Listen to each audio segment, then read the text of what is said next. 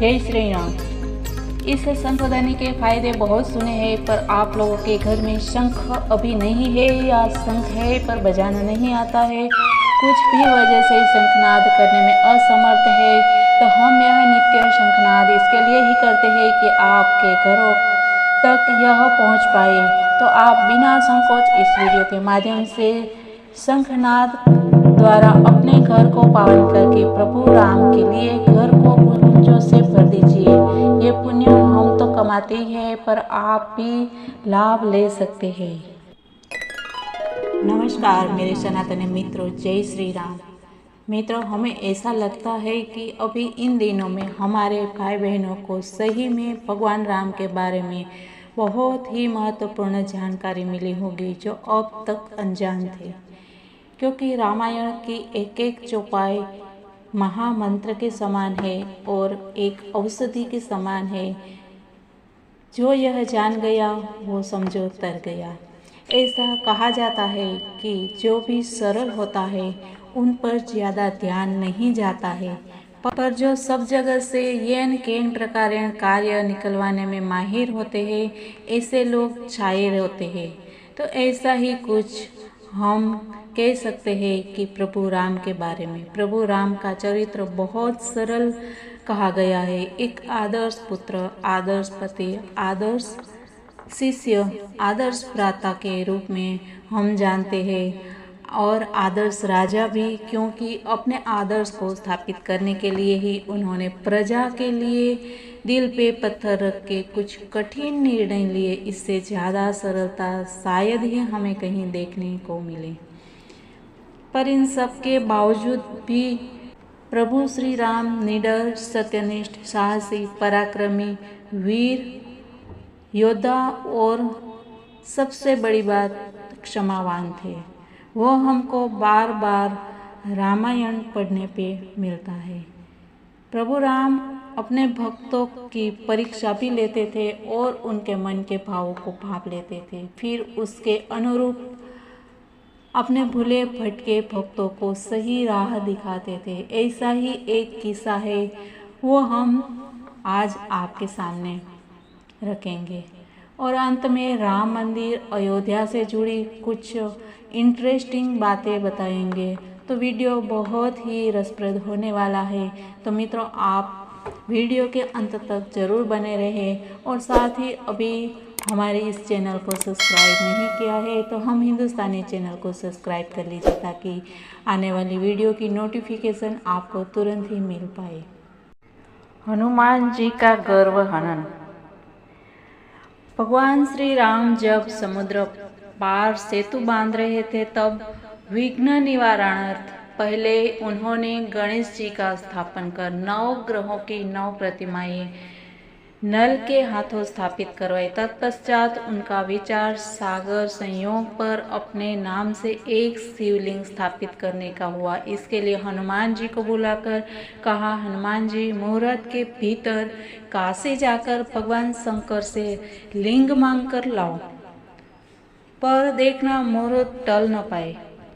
हनुमान जी क्षण भर में वाराणसी पहुंच गए। भगवान शंकर ने कहा, मैं पहले ही दक्षिण की ओर जाने के विचार में था, क्योंकि अगस्त्य जी विंध्याचल को नीचा करने के लिए यहाँ से चले गए हैं, पर उन्हें मेरे वियोग का बड़ा कष्ट है।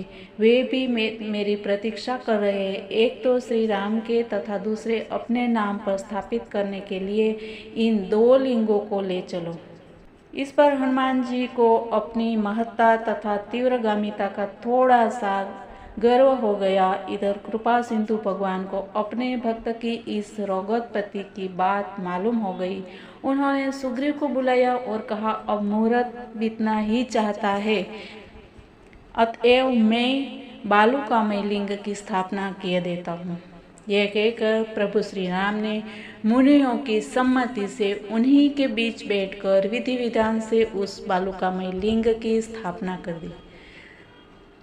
दक्षिणा दान के लिए प्रभु ने कौस्तुभ मणि को स्मरण किया। स्मरण करते ही वह मणि आकाश मार्ग से सूर्यवत आ पहुंचा। प्रभु ने उसे गले में बांध लिया। उस मणि के प्रभाव से वहां धन, वस्त्र, गौवे, अश्व, आभूषण और पायस आदि दिव्य अन्न का ढेर लग गया। भगवान से अभिपूजित होकर ऋषिगण अपने घर चले गए। देखिए मित्र, भगवान राम के लिए हम कुछ भी कहें, लेकिन आखिर वो प्रभु है, वो कुछ भी कर सकते हैं, जो एक मानव के लिए वो क्षमता नहीं होती है। इसीलिए भगवान ने हमें जो राह दिखाया है वो हमें करना चाहिए, क्योंकि ऐसी क्षमता प्रभु में ही होती है। तो हमें उन्होंने क्या किया है वो हम नहीं कर सकते, लेकिन उन्होंने जो कहा है वो हमें करना चाहिए। इस प्रसंग से हमें ये सीखने को मिलता है। मार्ग में उन्हें हनुमान जी मिले, सब ऋषियों को। उन्होंने मुनियों से पूछा कि महाराज, आप लोगों की किसने पूजा की है? ऋषियों ने कहा, श्री राघवेंद्र ने शिवलिंग की प्रतिष्ठा की है, उन्होंने ही हमारी दक्षिणा, दान आदि से पूजा की है। यह सुनकर हनुमान जी को भगवान के ऊपर मायावश क्रोध आया और वे सोचने लगे कि देखो, प्रभु श्री राम ने व्यर्थ का श्रम करवाकर मेरे साथ यह कैसा व्यवहार किया। दूसरे ही क्षण वे प्रभु के पास पहुंच गए और बोले, प्रभु, काशी भेजकर लिंग मंगाकर मेरा उपहास किया, क्या कर रहे हो प्रभु? यदि आपके मन में यही बात थी तो व्यर्थ का मेरे द्वारा श्रम क्यों करवाया? भगवान श्री राम ने बड़ी शांति से पूछा, पवन नंदन, तुम बिल्कुल ठीक ही तो कहते हो, क्या हुआ? तुम मेरे द्वारा स्थापित इस बालुकामय लिंग को उखाड़ डालो, मैं अभी तुम्हारे लाए लिंगों को स्थापित कर दूंगा। ठीक है, यह कहकर हनुमान जी ने अपनी पूंछ में लपेटकर लिंग को बड़े जोरों से खींचा, पर आश्चर्य, लिंग का उखाड़ना या हिलना डुलना तो दूर की बात रही, वह टस से मस्तक न हुआ। वीर शिरोमणि हनुमान जी मूर्छित होकर पृथ्वी पर गिर पड़े। स्वस्थ होने पर हनुमान जी सर्वथा गर्वहीन हो गए। उन्होंने प्रभु के चरणों में नमस्कार किया और क्षमा मांगी। प्रभु को क्या था, क्षमा तो पहले ही दे दी थी। भक्त का भयंकर रोग उत्पन्न होते न होते दूर कर दिया। तत्पश्चात विधि पूर्वक अपने स्थापित लिंग के उत्तर में विश्वनाथ लिंग के नाम से उन्होंने हनुमान जी द्वारा लाए गए लिंगों की स्थापना करवाई और वर दिया, यदि कोई हनुमत प्रतिष्ठित विश्वनाथ लिंग की अर्चना न कर मेरे द्वारा स्थापित रामेश्वर लिंग की पूजा करेगा तो उसकी पूजा व्यर्थ होगी। अब जानते हैं कि अयोध्या राम मंदिर की तैयारियां जोर शोर से चल रही है, या यूं कहो रामलला के मंदिर में अपने घर में स्थापित करने के लिए तैयारियां शुरू हो गई है। राम मंदिर के ट्रस्ट के चंपत राय के अनुसार प्राण प्रतिष्ठा का समारोह शुरू हो गया है। इसमें सबसे पहले यानी कि 18 जनवरी गुरुवार को जल यात्रा होगी। इसके बाद अधिवास आयोजित होंगे। अधिवास वह प्रक्रिया है जिसमें मूर्ति को विभिन्न सामग्रियों में कुछ समय तक के लिए रखा जाता है। यह समय 2 घंटे से लेकर 2 दिन तक का रहता है।